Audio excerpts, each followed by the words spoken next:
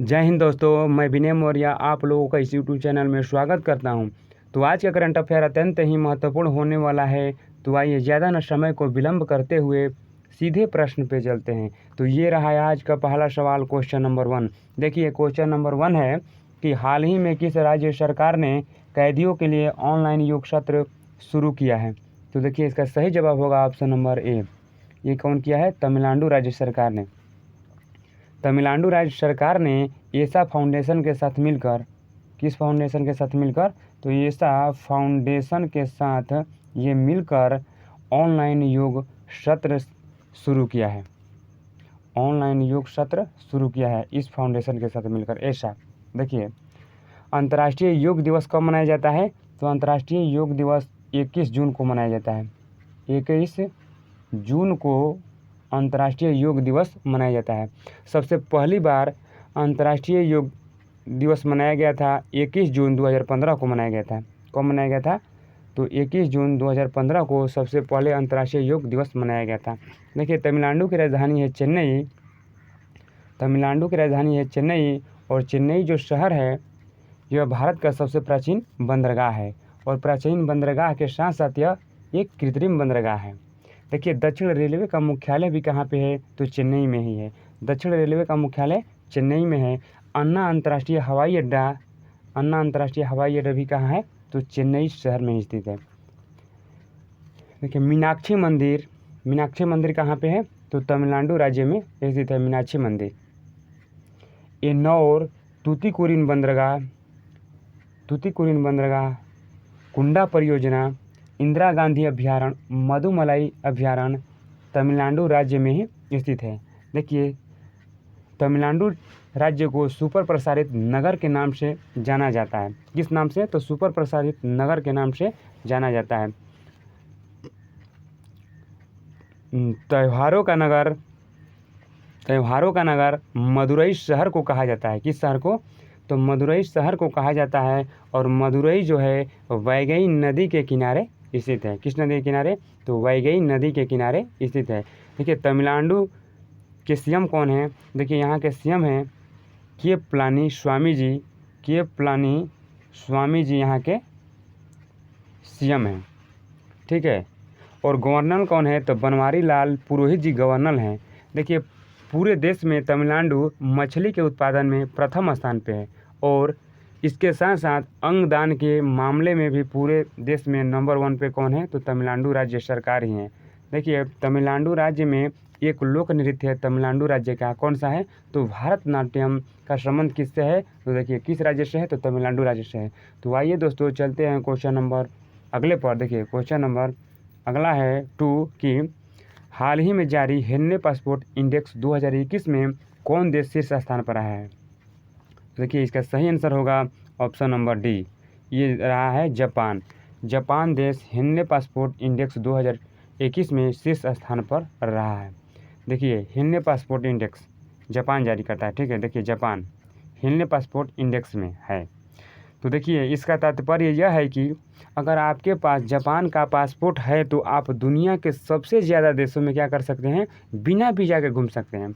अगर आपके पास जापान का पासपोर्ट है, केवल पासपोर्ट है, तो जापान का केवल पासपोर्ट है तो दुनिया के आप सबसे ज़्यादा देशों में क्या कर सकते हैं? बिना वीज़ा के घूम सकते हैं।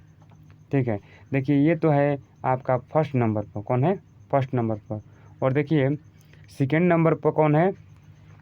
तो देखिए सिंगापुर है। थर्ड नंबर पर कौन है इस इंडेक्स में? तो जर्मनी है। और भारत का स्थान इस पासपोर्ट में कितना रैंक का है? तो भारत का तो 84th रैंक है। अगर आपके पास भारत का पासपोर्ट है तो आप कितने देशों में घूम सकते हैं? तो देखिए अगर आपके पास भारत का पासपोर्ट है तो आप 54 देशों में, कुल 54 देशों में आप क्या कर सकते हैं? बिना वीज़ा के जा सकते हैं। बिना वीज़ा के आप वहाँ पे जा सकते हैं अगर आपके पास पासपोर्ट है तो। ठीक है। देखिए जापान आया है तो जापान के बारे में जान लेते हैं। देखिए जापान की राजधानी कहाँ है? तो देखिए टोक्यो। जापान की राजधानी है टोक्यो और टोक्यो में ही होने वाला है क्या? ओलंपिक। टोक्यो ओलंपिक होने वाला है। और देखिए टोक्यो ओलंपिक में शामिल होने वाली भारत की पहली महिला पहलवान कौन है? तो विनेश फोगाट। भारत की शेरनी है विनेश फोगाट।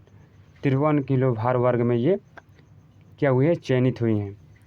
देखिए जापान की करेंसी क्या है? तो ये है येन। और प्रधानमंत्री कौन है यहाँ के? तो योशिहिदे सुगा जी यहाँ के प्रधानमंत्री हैं।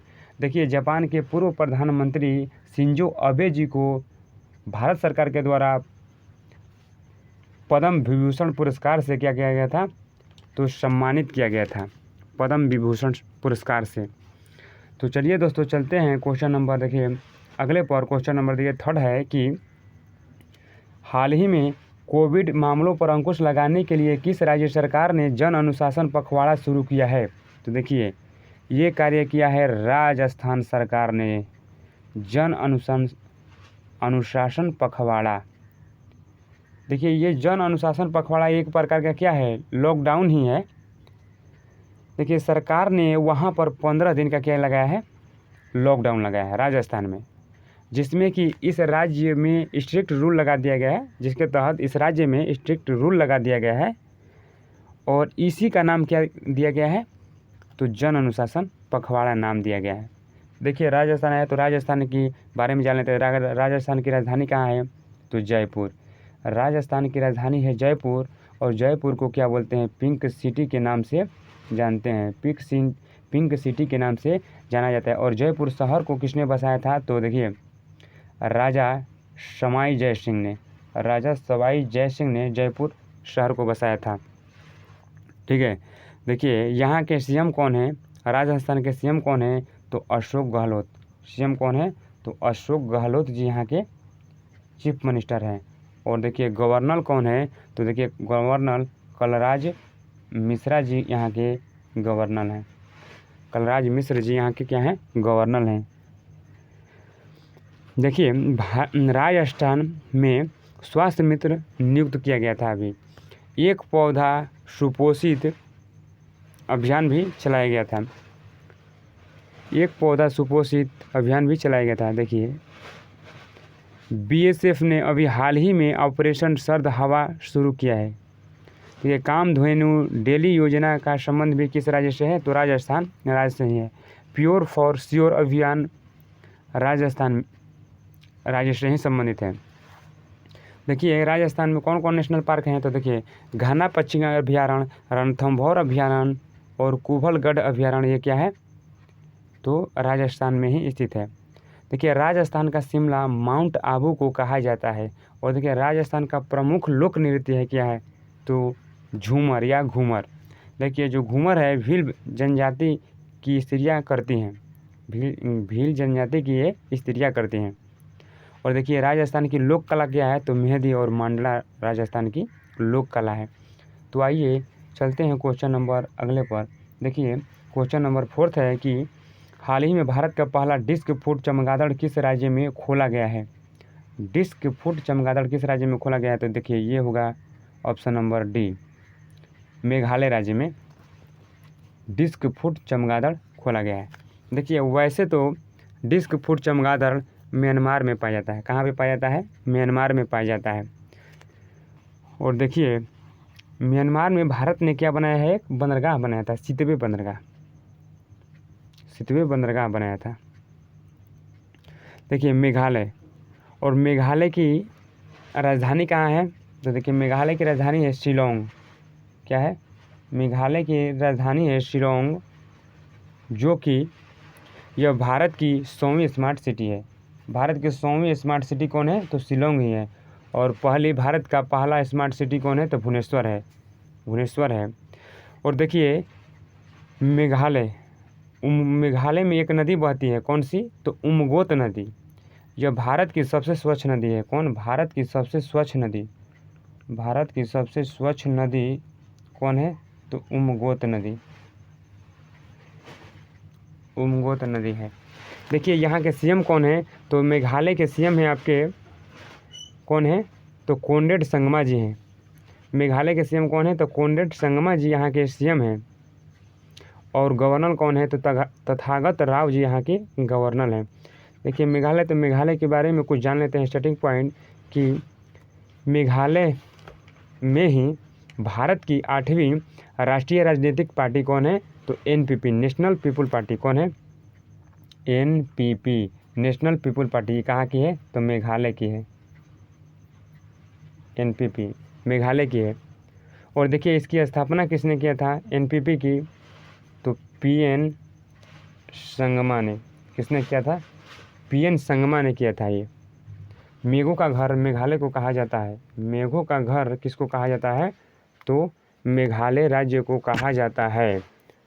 ठीक है, देखिए नोगर वाइलम अभ्यारण्य कहाँ पे है?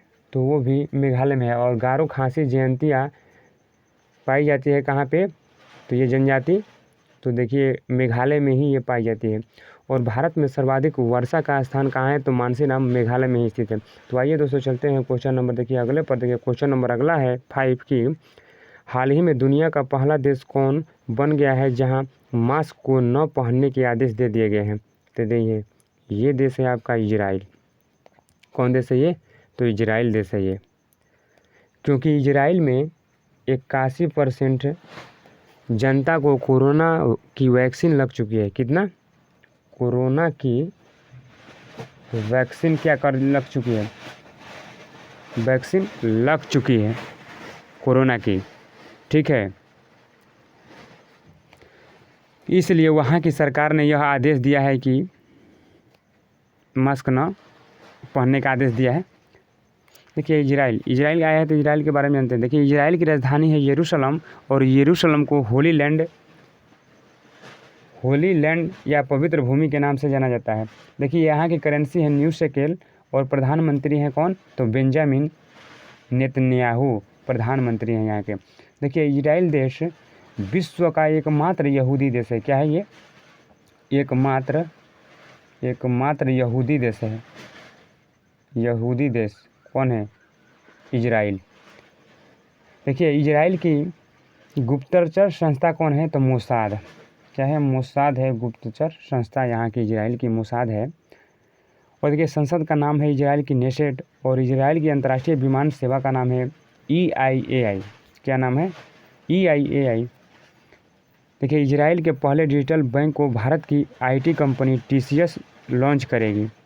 और इजराइल और UAE के बीच अभी हाल ही में अब्राहम समझौता हुआ था जिसकी मध्यस्थता अमेरिका ने की थी। कौन किया था? तो अमेरिका ने ही किया था। तो चलिए दोस्तों चलते हैं क्वेश्चन नंबर, देखिए अगले पर क्वेश्चन नंबर 6 है कि हाल ही में सरकार ने भारतीय वैक्सीन निर्माता कंपनियों को कितना करोड़ रुपये देने की घोषणा की है? तो देखिए ये किया है 4500 करोड़ रुपया देने की घोषणा किया है। कौन? भारत सरकार ने। कोरोना के मामले तेज़ी से बढ़ रहे हैं तो वैक्सीन उत्पादन में तेज़ी लाने के उद्देश्य से 4500 करोड़ रुपये को आवंटित किया गया है। ठीक, देखिए इन 4500 करोड़ रुपये में सीरम इंस्टीट्यूट ऑफ इंडिया को 3000, किसको? सीरम को दिया जा रहा है। सीरम को 3000 करोड़ रुपया दिया जा रहा है सीरम इंस्टीट्यूट को। और देखिए वहीं भारत बायोटेक को 1500, भारत बायोटेक को कितना दिया जा रहा है? तो 1500 करोड़ दिया जा रहा है। देखिए सीरम इंस्टीट्यूट जो कि पुणे में स्थित है, सीरम इंस्टीट्यूट जो कि पुणे में स्थित है और कोविशील्ड वैक्सीन का निर्माण कर रही है सीरम इंस्टीट्यूट। और देखिए भारत बायोटेक जो कि हैदराबाद शहर में स्थित है और यह कोवैक्सीन का निर्माण कर रही है। अभी हाल ही में भारत सरकार ने क्या किया है कि 18 वर्ष से अधिक उम्र के सभी नागरिकों को टीका लगाने की घोषणा कर दी है।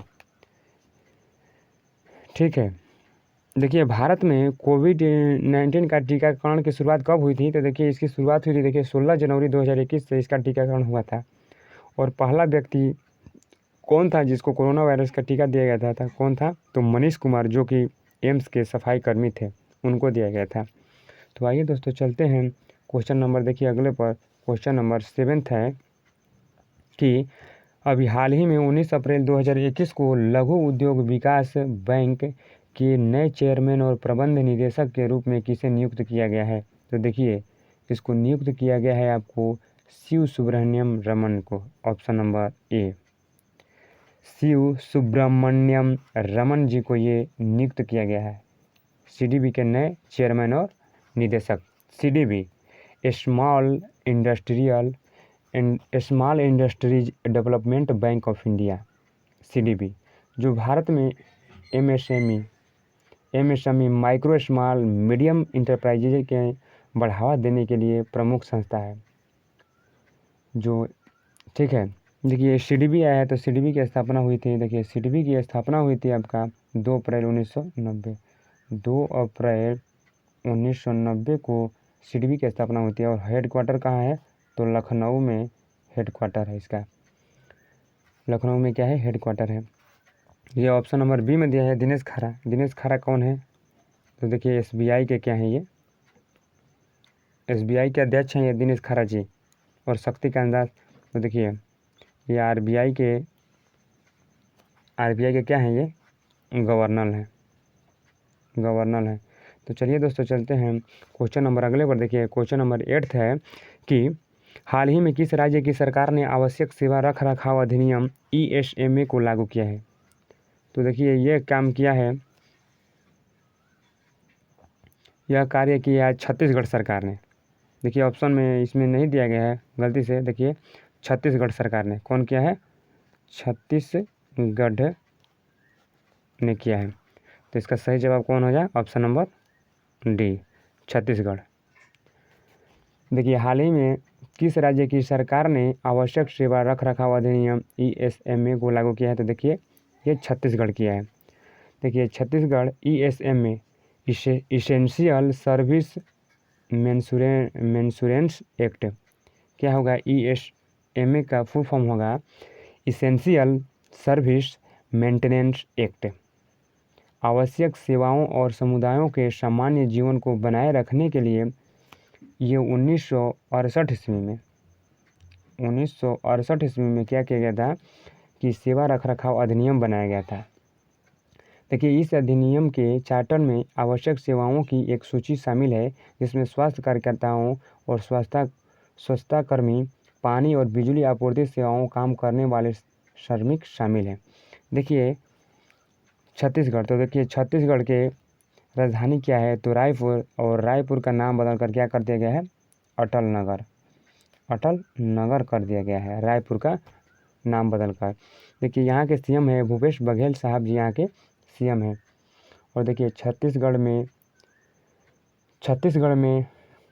एक लोक नृत्य है, छत्तीसगढ़ का लोक नृत्य है, क्या है, पंडवानी, एकल लोक नृत्य है पंडवानी। देखिए वर्तमान में तीजन बाई प्रसिद्ध कलाकार हैं, किनकी, पंडवानी की। देखिए हंसदेव बंगो परियोजना हंसदेव नदी पर स्थित है जो कि छत्तीसगढ़ राज्य में ही स्थित है। और अच्छा सर्व ऐप को किसने लॉन्च किया था तो छत्तीसगढ़ सरकार ने अच्छा सर्व ऐप को लॉन्च किया था। चलिए दोस्तों चलते हैं क्वेश्चन नंबर अगले पर। देखिए क्वेश्चन नंबर 9 है कि DCB बैंक के क्या है, 9 है कि DCB बैंक के दोबारा MD और CEO कौन बने हैं।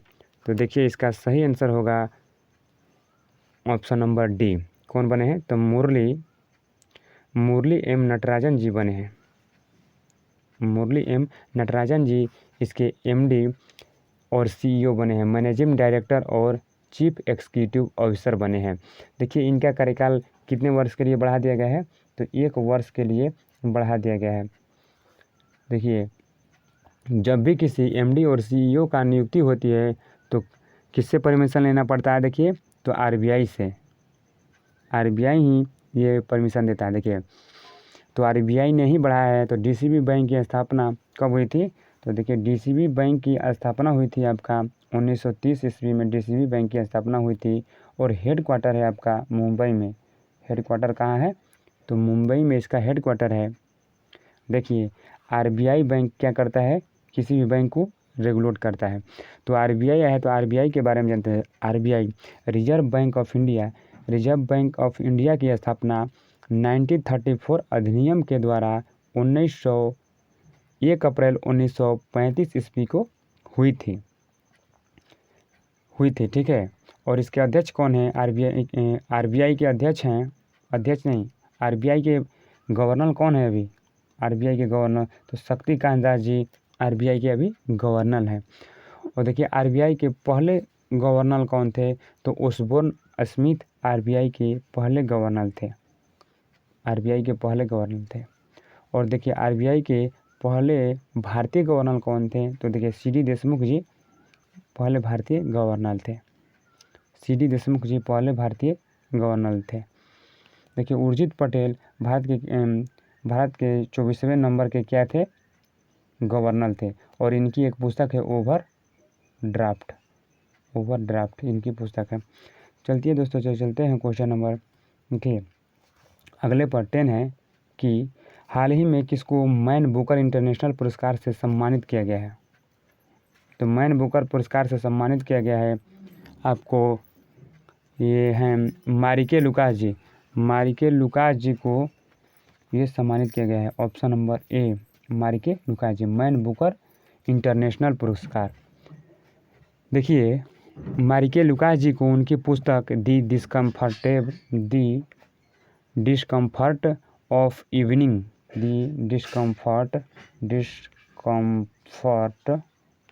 ऑफ इवनिंग पुस्तक के लिए इनको ये क्या दिया गया था, तो मैन बुकर इंटरनेशनल पुरस्कार दिया गया था। देखिए ऑप्शन नंबर देखिए बी में है डगलस स्टुअर्ट। देखिए डगलस स्टुअर्ट जी को मैन बुकर पुरस्कार दिया गया था। कौन सा पुरस्कार, केवल मैन बुकर पुरस्कार दिया गया था इनको। अभी हाल ही में 2020 का मैन बुकर पुरस्कार दिया गया था डगलस स्टुअर्ट जी को। देखिए सुष्मिता लंका जी, ऑप्शन नंबर सी में है सुष्मिता लंका जी। तो सुष्मिता लंका जी को एशिया पर्यावरण परिवर्तन पुरस्कार दिया गया है।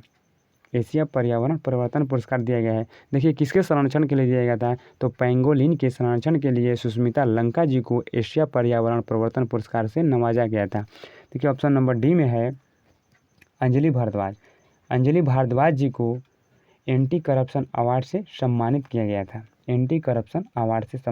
था। तो चलिए दोस्तों चलते हैं देखिए अगले क्वेश्चन पर। क्वेश्चन नंबर देखिए अगला है कि भारतीय दलित साहित्य अकादमी ने किसे अंबेडकर राष्ट्रीय पुरस्कार 2021 से सम्मानित किया है।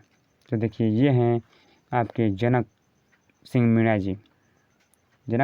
जी हैं, ये अंबेडकर राष्ट्रीय पुरस्कार 2021 से सम्मानित किया गया है इनको। देखिए भारतीय दलित साहित्य अकादमी नई दिल्ली की तरफ से राजस्थान यूनिवर्सिटी ने, कौन सी यूनिवर्सिटी ने इनको सम्मानित किया है, तो राजस्थान यूनिवर्सिटी ने इनको सम्मानित किया है। देखिए ये कब किया है इनको सम्मानित, तो देखिए भीमराव अंबेडकर की 130वीं जयंती पर ये पुरस्कार इनको दिया गया। अंबेडकर राष्ट्रीय पुरस्कार कब दिया गया था, भीमराव अंबेडकर का था जयंती 14 अप्रैल को। देखिए क्यों दिया जाता है, तो देखिए पत्रिका एवं समाज सेवा के क्षेत्र में उल्लेखनीय कार्य के लिए इनको दिया गया था। देखिए भीमराव अम्बेडकर साहब आए तो भीमराव अम्बेडकर साहब के बारे में जान लेते हैं, बाबा साहब के बारे में जान लेते हैं। देखिए भीमराव अम्बेडकर जी का जन्म हुआ था 14 अप्रैल 1891 ईस्वी को महू मध्य प्रदेश में हुआ था। और देखिए भीमराव अम्बेडकर साहब को संविधान के जनक कहा जाता है। संविधान का क्या कहा जाता है, इनको जनक कहा जाता है। और संविधान को बनाने में 2 वर्ष 11 महीने 18 दिन लगे थे। और भीमराव अम्बेडकर ने अनुच्छेद 32 को संविधान की क्या कहा था, आत्मा कहा था। संविधान की आत्मा कहा था। वीडियो यदि पसंद आया है तो लाइक कीजिए, शेयर कीजिए और चैनल को सब्सक्राइब करना बिल्कुल मत भूलिएगा। तो आज के लिए इतना ही। Thank you so much. Jai Hind दोस्तों।